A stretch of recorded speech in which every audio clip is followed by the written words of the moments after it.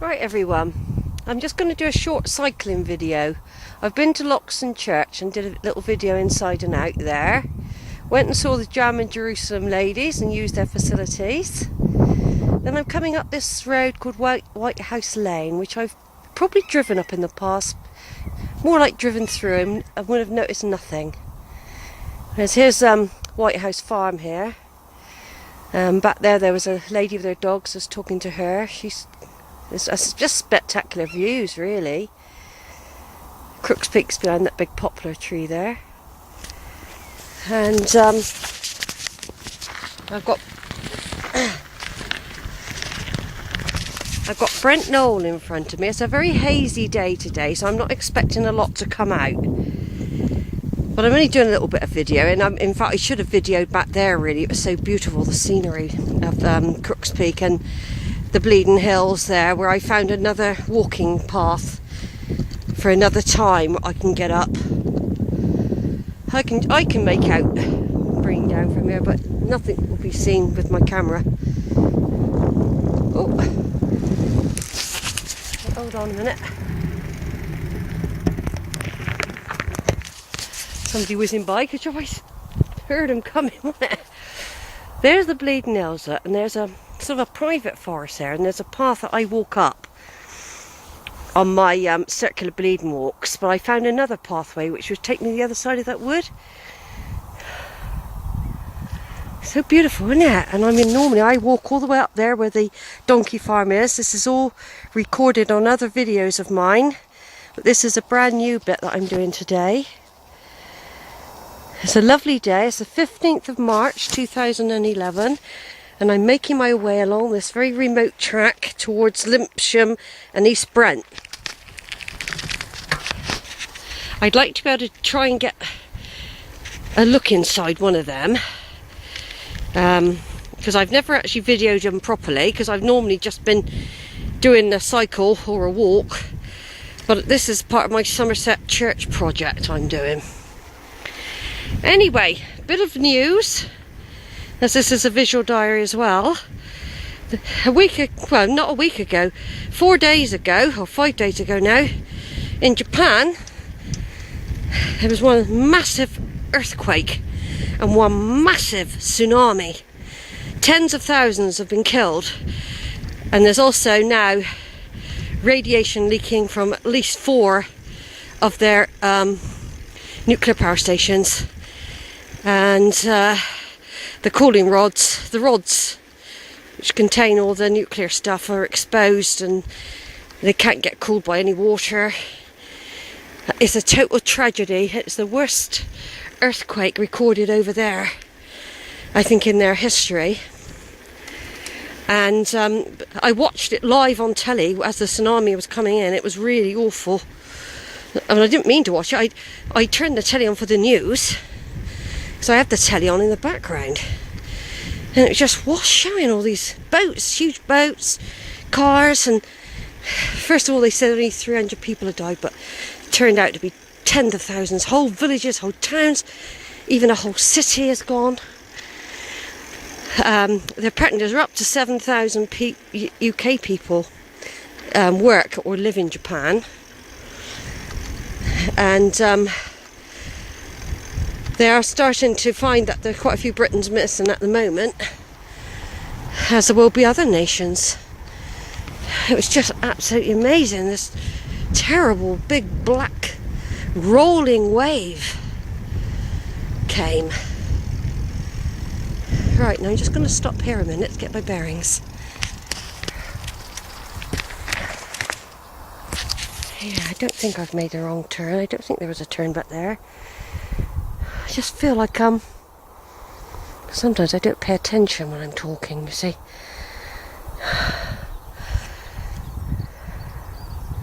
Look at it. To think I've traversed all over there on bike and walk now. I'm getting myself around, exploring my lovely beautiful Somerset. Starting in my own area first, because Somerset's a big county. It could take me 10-20 years to do it all. All the churches, there's masses of churches. There's all the ones in Bridgewater alone, for example. Right then, so here we go, beautiful view. It's weird talking about that tsunami and earthquake. It was only a couple of weeks ago I was walking around Cheddar Gorge talking about earthquakes, talking about tsunamis. That was about a week and a half before it happened.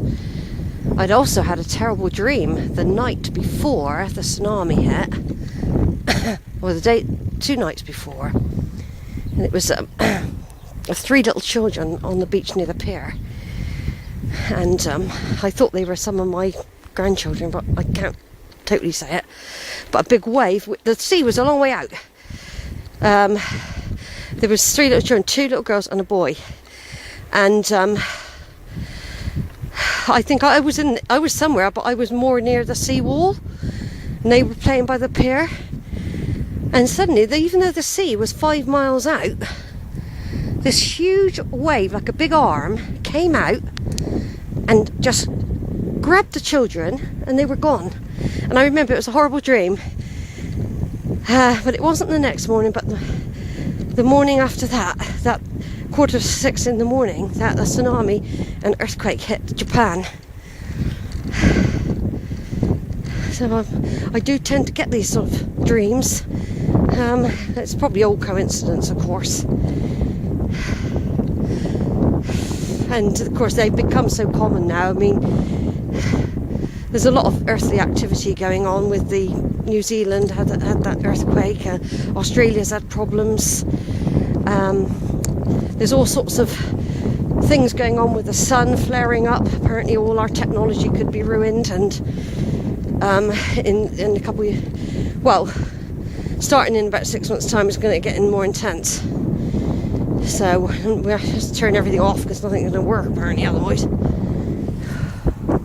Anyway, that's all for now of the walk on the talk on the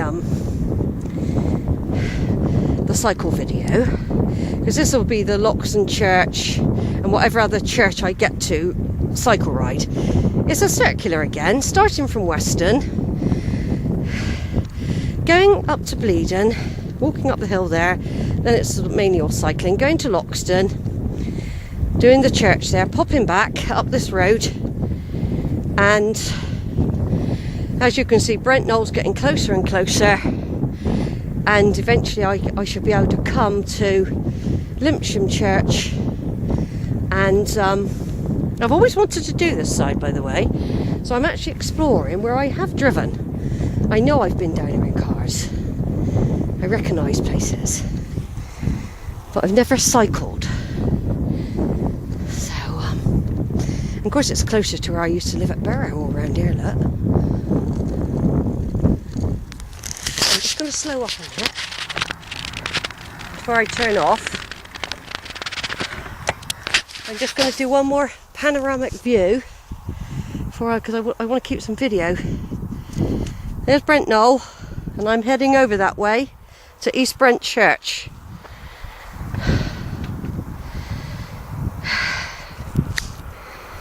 There we go. There's the Bleeden Hills with the Roman road right up the top, look.